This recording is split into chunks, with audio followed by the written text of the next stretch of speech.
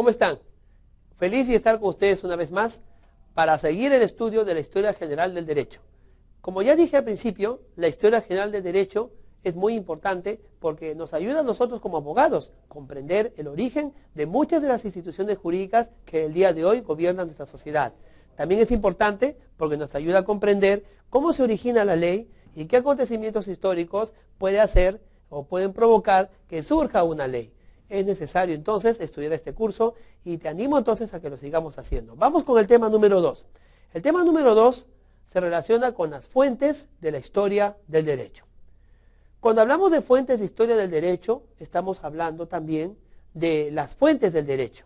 Históricamente se le ha reconocido al derecho fuentes que se relacionan directa o indirectamente con la norma y con la ley. Vamos a ver en la diapositiva algunas de ellas y luego las vamos a explicar. Como puedes ver, en estas diapositivas se dividen las fuentes de la historia del derecho en dos grandes fuentes.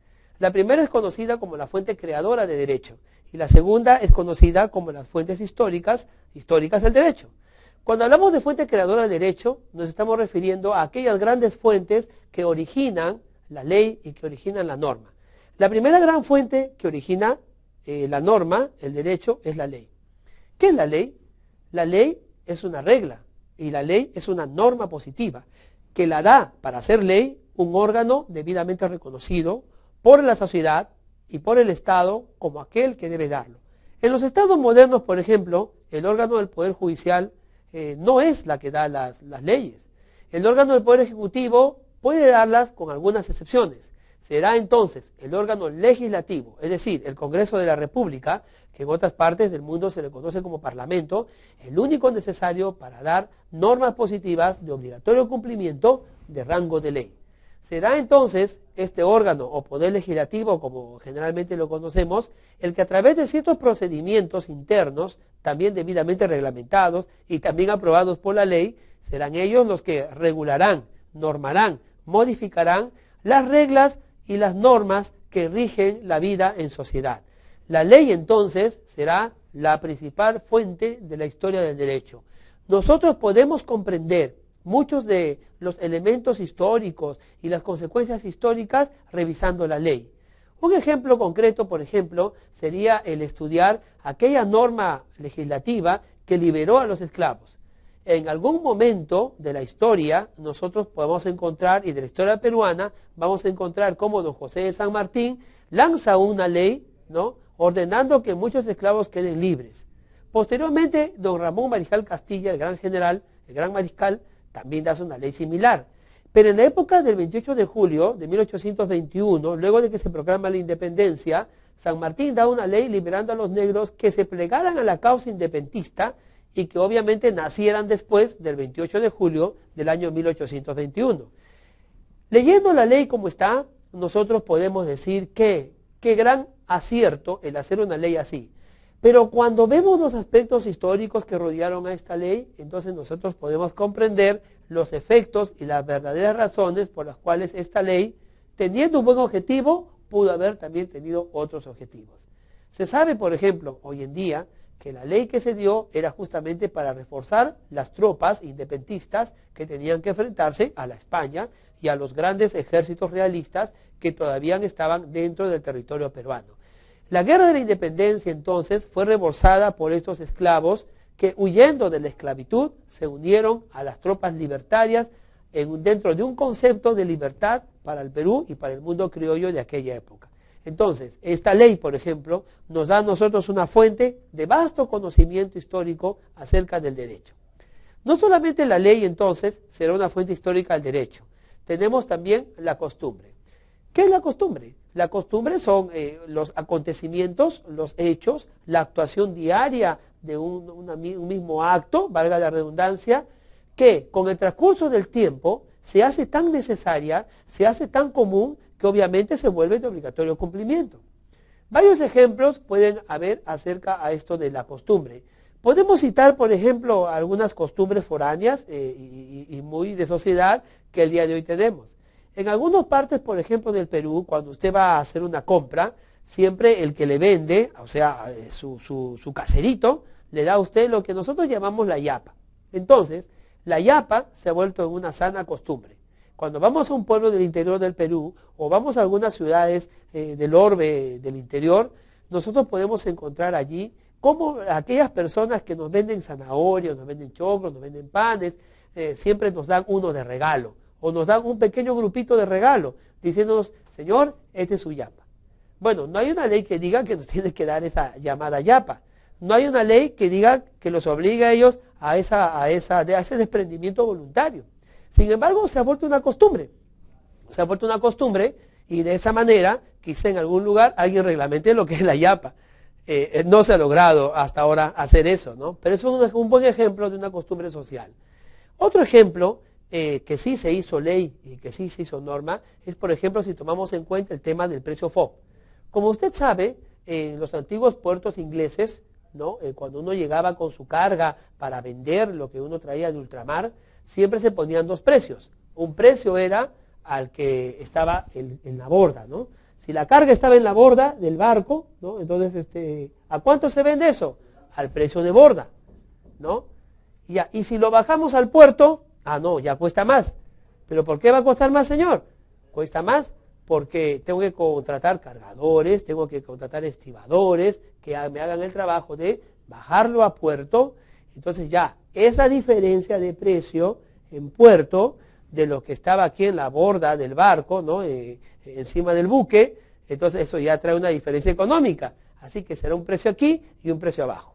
Así se trataba en aquel tiempo, así se comercializaba en aquel tiempo. Fíjese, hoy en día, como usted sabe, el famoso precio FOB, a nivel aduanero y extranjero y del comercio marítimo, es un concepto que se ha quedado para referirse a la diferencia de valor que hay entre un bien que se encuentra en el buque de aquel que ya está en aduanas. Porque el precio del buque será uno, pero como aquí hay que pagar aranceles, impuestos aduaneros, entonces el precio en aduana será otro.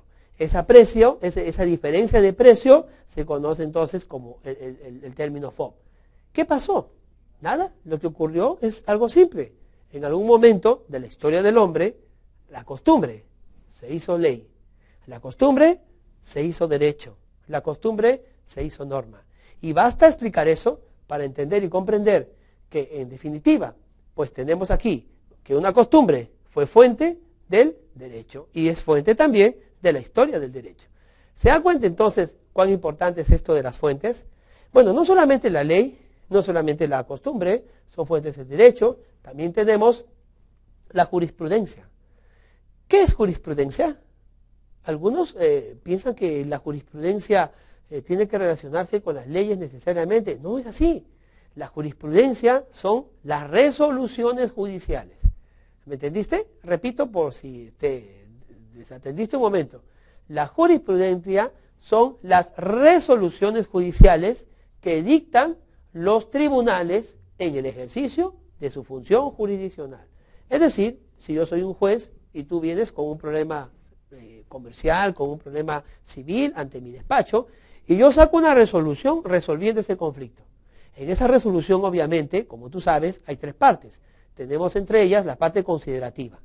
En la parte considerativa, que es la parte intermedia, yo pondré entonces todos los considerandos y mis conocimientos y mis reflexiones acerca de ese litigio que tú me trajiste. Y concluiré con una parte resolutiva. Esa parte considerativa y la parte resolutiva se vuelve como un antecedente, ¿me entiendes? Se vuelve como algo que predice de alguna manera cómo se debe solucionar ciertas clases de conflictos. Y dime tú, si yo ya resolví un conflicto, ¿no podemos resolver conflictos similares? Si, por ejemplo, hay un litigio sobre un derecho que supuestamente no es tutelado y yo digo que hay que tutelarlo, ¿no será esa sentencia mía, esa resolución, esa reflexión, esa conclusión mía, no puede ser fuente de derecho? Por supuesto que sí. Y si yo en un tribunal de justicia, siendo yo un magistrado, siendo yo un juez, siendo un actor jurisdiccional, resuelvo una sentencia o emito una resolución que definitivamente acredite una institución o tutele, proteja un derecho que hasta ese instante nadie lo protegía, ¿acaso eso no sentará un antecedente histórico? Claro que sí. Entonces, por eso decimos que así como la jurisprudencia es fuente de derecho, también es fuente de historia del derecho. Aparte de la doctrina, aparte de la jurisprudencia, aparte de la ley y aparte también de la costumbre, tenemos a la doctrina como otra fuente del derecho. ¿Qué es la doctrina? La doctrina son las reflexiones, las conclusiones, las investigaciones, los postulados, las tesis, las tesinas que realizan todos los que son los estudiosos del derecho. Los estudiosos del derecho son aquellas personas que, reconociendo la existencia de ciertos fenómenos sociales y reconociendo también la existencia de ciertas instituciones que hay que proteger y que hay que tutelar, entonces hacen una seria investigación acerca de ese elemento nuevo, de ese elemento jurígeno, y concluyen o llaman la atención mediante sus escritos, mediante sus conclusiones, sus investigaciones, de que es necesario proteger esta institución, tutelar este derecho, que es necesario modificar esta forma de ver, de solucionar conflictos, que es necesario hacer algunos cambios y que no podemos continuar con esta situación injusta, sino por el contrario, tenemos que cuidar y proteger ciertas instituciones jurídicas. ¿Para qué? ¿Para qué? Para que la sociedad crezca en armonía y para que la convivencia social sea posible. ¿Y eso quién lo dijo? ¿Una ley? ¿Fue una costumbre? Ajá. ¿Lo dijo un juez? No, no, lo dijo un investigador, un científico del derecho. Tú puedes ser un científico del derecho, espero que lo seas algún día, y que publiques un buen libro o una tesis o un postulado y que tu nombre sea reconocido en las marquesinas de la historia, como son reconocidos Plinio el Viejo, Sabiniano y grandes juristas de la antigüedad de la época romana. Hoy en día son reconocidos porque gracias a sus aportes se fue fundando, se fue formando el concepto de convivencia social en nuestra civilización occidental. Y no solamente de la época romana, ¿no? Hay muchos grandes juristas posteriores a ellos. Tenemos, por ejemplo, a Augusto Comte, que fue el líder de una corriente positivista, que más adelante lo vamos a ver. Y tenemos, obviamente, más modernamente y contemporáneamente, al creador, pues, de la teoría pura del derecho, el austriaco Hans Kelsen. Todos ellos fueron hombres que, investigando, llegando a conclusiones, estudiando a la sociedad y llevando más allá su profesión y su compromiso de abogados y hombres de normas y leyes, plantearon pues postulados y tesis que hasta el día de hoy nos ayudan a tener una idea clara de lo que significa la ciencia del derecho. Así que la ley, la costumbre, la jurisprudencia, pero también la doctrina serán fuentes de historia del derecho, serán fuentes del derecho mismo, porque a través de ellos la sociedad podrá concluir que hay ciertas necesidades de proteger y tutelar instituciones para que la convivencia social se pueda desarrollar armoniosamente. Estas cuatro son entonces las fuentes creadoras de la historia del derecho. Nos toca ahora ver entonces las fuentes de la historia del derecho. Vamos a leer nuevamente la diapositiva que mostrábamos al principio. Allí, por ejemplo, vemos que como segundo grupo de fuentes están las fuentes de la historia del derecho. Ahí podemos leer lo siguiente. Son fuentes de conocimiento del derecho, del pasado, aquellas que están referidas a todo fenómeno apreciable físicamente, que pueda dar noticias sobre la causa de un principio o un hecho jurídico. ¿Qué quiere decir esto? Quiere decir que será una fuente de la historia del derecho cualquier elemento o fenómeno que se pueda apreciar físicamente y que nos pueda dar noticias sobre alguna causa o principio de un hecho jurídico. Por ejemplo, nosotros pues somos abogados, pero qué interesante es la arqueología. Ciertamente la arqueología es una disciplina y una ciencia que nos encanta a todos nosotros. Cuando aquellos científicos descubren grandes ruinas, cuando aquellos científicos eliminan grandes paradigmas acerca del conocimiento que tenemos de las civilizaciones antiguas, no se nos encienden los ojos del interés para conocer y para saber y entender estos fenómenos. Imaginémonos aquellos arqueólogos descubriendo las pirámides, aquellos arqueólogos peruanos descubriendo al señor de Zipán. Imaginemos ese entusiasmo interno que hay por querer entender nuestro pasado y cómo nos quedamos nosotros asombrados de las grandes construcciones del Imperio Inca y las grandes construcciones de las antiguas civilizaciones. Muchos de esos conocimientos se han perdido para siempre. ¿Qué podemos nosotros aprender de los elementos físicos o de los elementos físicamente visibles que podemos encontrar por aquí arqueológicamente acerca del derecho? Podemos aprender mucho. Por ejemplo, volviéndonos un poco arqueólogos, pasemos a un segundo nivel de profesión. Si nos fuéramos todos arqueólogos, nosotros solamente encontraríamos en las cuevas de Altamira y en esas cuevas de la época de las cavernas pinturas rupestres. Y eso sería todo lo que nosotros podríamos decir. Ah, son pinturas rupestres, miren, algunos dicen incluso que allá se originó el cine, ¿no? Porque los animalitos no están con 2 patitas, sino con 3. ¿Qué se quería mostrar? La posibilidad, ¿no?, de correr. No es que hubieran antílopes de 3 patas, no, eso no existe, siempre eran 2 patas adelante. Entonces, estos temas de arqueología y estos hallazgos históricos a nosotros nos pueden pues hacer pensar, qué bonito, se encontró un hallazgo arqueológico allí, pero pregúntese usted, ¿qué consecuencias jurídicas hay? Legalmente, jurídicamente, ¿aquel hallazgo histórico le da a usted un conocimiento de algo? Fíjese, cuando encontramos al señor de Zipán, dio la vuelta al mundo. El señor de Zipán es uno de los emblemas de nuestro país, en el mundo entero. Aquel gran emperador Moche, de aquel imperio Moche que se opuso a la conquista de los incas y que le hizo mucha guerra. ¿Qué nos muestra a nosotros como abogados el hallazgo del señor de Zipán? Que había mucho oro, que le gustaban los garbanzos y las habas, porque sus collares son de garbanzos y habas de oro. ¿Será eso? Perdón, payares. ¿No? Nos demuestra a nosotros los abogados que en la época del señor de Zipán había un estado. Es así, quizá un estado primigenio, quizá un estado primitivo, pero había un escalafón, había una dinámica organizativa de sociedad.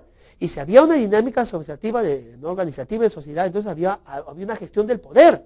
Y si había una gestión del poder, entonces estamos ante un Estado.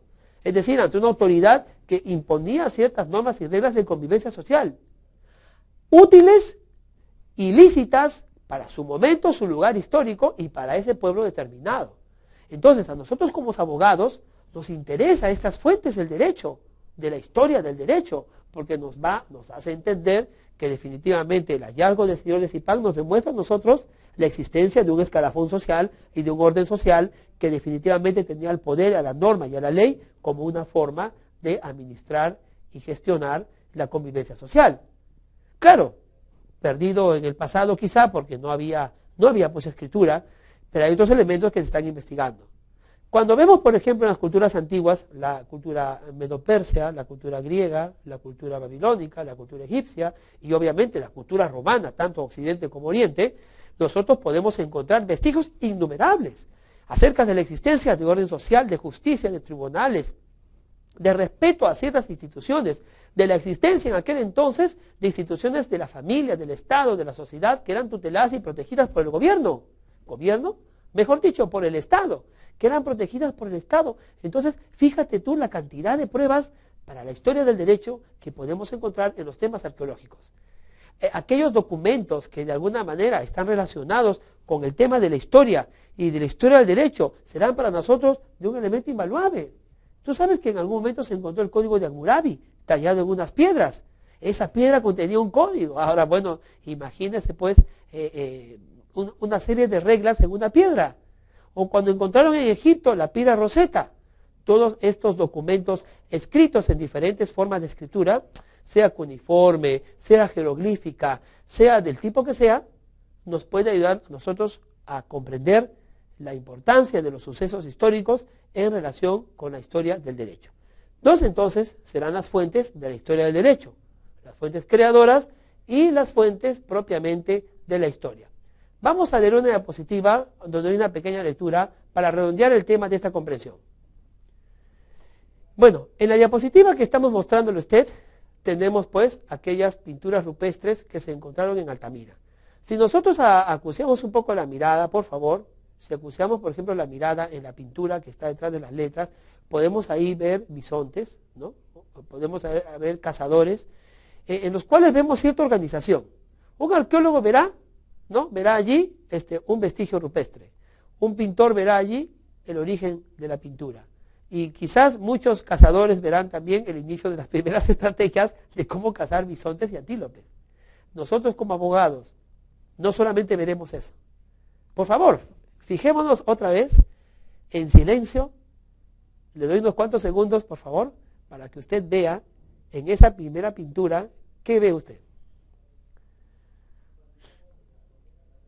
Bueno, es cierto que las letritas un poquito que no nos deja ver la pintura rupestre, pero ahí podemos ver un grupo de hombres con flechas a un extremo, que están disfrazados, ahí aparecen con cabeza de antílope, ¿no? Pero son máscaras que ellos se ponen para confundirse con el ganado, con la presa. Al otro lado vemos gente con lanzas y escudos, algo así como que están arreando a los antílopes. Y en la parte inferior podemos ver a uno con lanza que ya está a punto, ¿no?, de atravesar con la lanza a uno de los antílopes o uno de los bisontes. Bueno, vuelvan conmigo. ¿Qué vio usted? Lo que usted ha visto es una organización social. Lo que usted ha visto es una distribución de tareas dentro de una armonía donde se han establecido reglamentos, donde se han establecido papeles de acción. Eso pasa en una sociedad. Usted y yo, como abogados, no hemos visto simplemente un evento de cacería. Hemos visto también una organización social y un manejo del poder y de la autoridad. Y no solamente un manejo del poder y la autoridad, sino también hemos visto, lo que es más importante, un orden de cosas que nos pueden ayudar entonces a entender cómo era la sociedad en aquel entonces. Ahora, fijémonos en la misma diapositiva, fijémonos en la segunda imagen, que también se encuentra detrás de las letritas. Vamos a fijarnos por un segundo. ¿Qué cosa estamos viendo allí? Estamos encontrando la prueba de la existencia, ¿no?, de una civilización. Lo que contemplamos allí es los fardos funerarios. Bien, efectivamente, los fardos funerarios, ¿no?, nos acreditan y nos muestran la existencia de todo un conglomerado de cierto ritual que se tenía para poder encontrar acerca de los muertos. Muchos de los códigos antiguos, por ejemplo, que hemos encontrado son procedimientos de adoración a ciertos dioses. El código de Hammurabi incluso tiene allí ciertas normas de cómo debemos dirigirnos nosotros a un dios de la antigüedad, a un dios persa. Entonces, los códigos y los reglamentos y lo físico que podamos encontrar de ellos serán pues fuentes de la historia del derecho. La diapositiva dice que tenemos como fuentes de la historia del derecho no solo la legislación, la doctrina, la costumbre y la jurisprudencia, sino también a los hallazgos, las pinturas rupestres, los aparatos de tortura de la Inquisición, por ejemplo. ¿Cuánto nos podría enseñar? ¿Sí o no? Claro que sí. No sé, si usted no lo conoce, pues vaya, porque en cualquier momento ya no va a estar. Pero conozca los elementos de tortura de la Inquisición. Y usted podrá decir, pero ¿cómo es posible que se haga esta barbaridad en aquel tiempo? ¿Cómo es posible que se hiciera eso? Pero usted tiene que pensar como abogado y decir, es que en aquel tiempo estaba normativamente permitido, legalmente permitido, esa clase de forma de manifestación. Bueno, ahora usted va con su abogado, ¿no? Un señor le toma la manifestación y si usted miente o no miente, al señor no le importa. Luego ya se descubrirá si usted mintió o no. Pero en aquel entonces ese riesgo no se corría, tenía que decir solamente la verdad. Así que una poca de apretadita en el cuello, un poco de apretadita en los brazos y un poco de estirarle las extremidades era parte del sistema de manifestaciones y de sistemas de toma de declaraciones de aquel tiempo. Y era aceptable y era permitido y tenía validez en el proceso inquisidor de aquella época. Obviamente hoy en día sabemos que es una barbaridad, pero en aquel tiempo tenía el valor.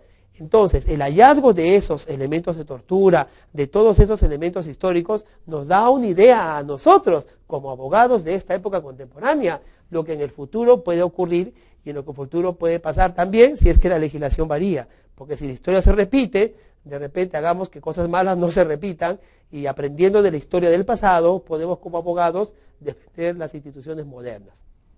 Ahora, un fardo funerario nos explica también un sistema, un escalafón, una existencia de rituales, o sea, reglamentos, para poder incluso enterrar a los muertos. Nos habla de la concepción, ¿no?, de que ellos tenían acerca de a dónde van los muertos. Obviamente, entonces, eso tiene que ver con derechos sucesorios. ¿Usted sabía que había muchas culturas antiguas que consideraban que ciertos lugares le pertenecían a los muertos? Es así, que los muertos todavía tenían propiedad. Bueno, hoy en día usted y yo nos reiremos, ¿no?, que los muertos con propiedad, no, para eso están sus sucesores. Para eso están los herederos y para eso están los legatarios. Bueno, usted y yo nos reímos, pero en aquel tiempo, a ver si alguno de ellos, si usted se reía, Nada que ver, tenía que tener un respeto usted absolutamente a la propiedad de los muertos, porque habían propiedades que es de los muertos. Entonces, todos estos hallazgos históricos nos permiten a nosotros entender claramente la historia y entender claramente los fenómenos de la legislación. Finalmente, nos ayuda a entender el derecho del pasado. Y nos ayuda a entender el derecho del pasado porque a través de la comprensión del derecho del pasado, nosotros podemos vivir nuestra realidad. Y a través de la comprensión del derecho del pasado, nosotros podemos entender muchos de los conflictos sociales que en el pasado ocurrió. El conocimiento de estos hechos, el conocimiento de esta legislación, a nosotros nos prepara para lo que se viene. Es decir, para enfrentar un cada vez mundo cambiante. Ahora, las fuentes de derecho también tienen otra clasificación. Veamos la diapositiva que sigue. En esta diapositiva usted podrá encontrar unas fuentes relacionadas también con el derecho. Pero en este caso se les pone el nombre de fuentes directas y de fuentes indirectas. ¿Cuáles serían las fuentes directas de la historia del derecho? Son los códigos, los demás textos que nosotros podemos encontrar y que concretamente hablan de ideas legislativas que se vuelven normas vigentes en una determinada época. ¿Usted sabía que en la antigüedad habían leyes religiosas, habían leyes, se mezclaban todas entre sí, no había una clarificación respecto a qué ley es una ley civil, qué ley es una ley religiosa, qué es una ley laboral? Ahora nosotros sabemos esas clasificaciones porque pedagógicamente y también porque es necesario hacerlo, hacemos esas clasificaciones. Pero en aquel tiempo se entendía muchas leyes, habían simplemente leyes reales que podían normar y que podían reglamentar todos los aspectos de la vida. Y no era conocida las diferenciaciones que hoy día científicamente ya hemos realizado y ya conocemos. Una ley dada por el rey, pues podía darse en todos los aspectos, incluso en los aspectos religiosos. Habían leyes en la antigua Medo-Persia que no podían ser cambiadas por los mismos leyes de Persia. Tenía que morirse ese rey para que el siguiente rey pudiera modificarlos. Habían también ciertas normas que se le llamaba leyes más inferiores, no dadas por la realeza, por el rey, pero dadas por sus autoridades y también dadas por sus funcionarios. Todas estas leyes relacionadas con temas religiosos, con temas ritualistas, con temas de diferente índole, son consideradas como fuentes directas del derecho. ¿Por qué? Y son fuentes directas de la historia del derecho también. ¿Por qué? Porque son realmente leyes y normas directas. Son aquellas emitidas por el órgano facultado de aquel tiempo y según la organización social de aquel tiempo y que tienen fuerza de ley. Entonces las leyes antiguas serán también un anticipo y será una fuente de nuestro derecho moderno, de nuestro derecho actual y también de su historia. ¿No será usted, no se ha dado cuenta cuando ha estudiado algunos cursos de derecho que se dice en el Código de Procedimientos Penales de tal año, en el antiguo código de tal siglo, en las normas del Consejo de Indias? ¿No ha escuchado usted eso? Pues bien, esa es una fuente directa del derecho. ¿Qué es una fuente indirecta del derecho? Vamos entonces nosotros a dar una mirada más a la diapositiva que estábamos viendo y vamos a ver que en la segunda parte se habla de las fuentes indirectas. Las fuentes indirectas, según la diapositiva, son los documentos de aplicación del derecho, la doctrina, que brinden datos para complementar el testimonio de las fuentes directas. ¿Qué cosas son? Entonces, estas fuentes indirectas son todos aquellos documentos de aplicación del derecho. Puede ser, por ejemplo, algunas memorias, puede ser algún historiador, puede ser algún tradicionalista o tradicionista que haya copiado o transcrito algunos casos que fueron solucionados en aplicación de ciertas normas directas. Puede ser que sea también el resumen o la información, ¿no?, de un hecho que ha sido solucionado por una norma vigente en una determinada época. Esos documentos nos pueden ayudar a entender cómo se formaba el derecho en aquel tiempo. En nuestro país, por ejemplo, cuenta con el Archivo General de la Nación. En el Archivo General de la Nación nosotros podemos encontrar documentos muy antiguos de la época republicana y también de la época virreinal. En estos documentos de la época virreinal y de la época republicana, nosotros podemos encontrar muchos de los actos jurídicos que en aquellos tiempos se realizaban. Y podemos encontrar, pues, ciertas formas de redacción, ciertas formas de aplicación, podemos encontrar ciertas formas de intervención que algunos en el pasado tenían por costumbre y por ley. Usted sabe que antiguamente en muchos documentos no era necesario que la esposa firme, solamente bastaba que firme el esposo. Quisiéramos saber qué piensan nuestras colegas abogadas de esa costumbre de la antigüedad. Sin embargo, un acto jurídico podía tener el valor siempre que el esposo vendiera, aunque la esposa ni se enterara. Este elemento, entonces, por ejemplo, estos documentos donde aparecen allí las transcripciones de todo esto, nos ayudan a entender cuál era la idiosincrasia y cuál era también la forma de actuar en aquel tiempo y cuál era la ley vigente. El Código Civil del 36 y los códigos más antiguos permitían ciertas cosas que obviamente hoy día nos parecen inaceptables. Las mismas constituciones, por ejemplo, tienen elementos que de alguna manera han ido evolucionando y mejorando para una mejor convivencia de la sociedad. Tenemos otras fuentes también. Tenemos en la diapositiva que sigue podemos encontrar las fuentes escritas y las fuentes no escritas. Bueno, no hay mucho que explicar aquí. Será fuente escrita aquel documento, código que de alguna manera esté escrito. Pero un momento, no vaya a imaginar que necesariamente esté escrito en español y en un libro bien forrado y bien empastadito que se lo entreguemos. No, no, no. Estamos hablando de fuentes escritas, es decir, las que fueran. Cuneiforme, cóptico, griego, romano, o sea, latín, ¿no? Y todas las fuentes escritas que encontremos y que se relacionen con la historia del derecho serán nuestras fuentes. Y las fuentes no escritas, bueno, serán aquellas que no están escritas, pero que se constituyen en elementos físicos y visibles que nosotros podemos encontrar y que nosotros podemos describir. Como, por ejemplo, nosotros negar la existencia de los tribunales en Roma, si es que no vayamos y vemos las grandes tribunas donde ellos defendían sus derechos. ¿Cómo podemos dudar nosotros del Senado, de la existencia de una organización política, cuando no solamente los anales de la historia romana nos muestran esto, sino también cuando encontramos sus construcciones y sus palacios donde ellos se reunían? Esto nos demuestra entonces la existencia de estos hechos históricos de derecho como ciertos. Tenemos también las fuentes extranacionales y las fuentes nacionales.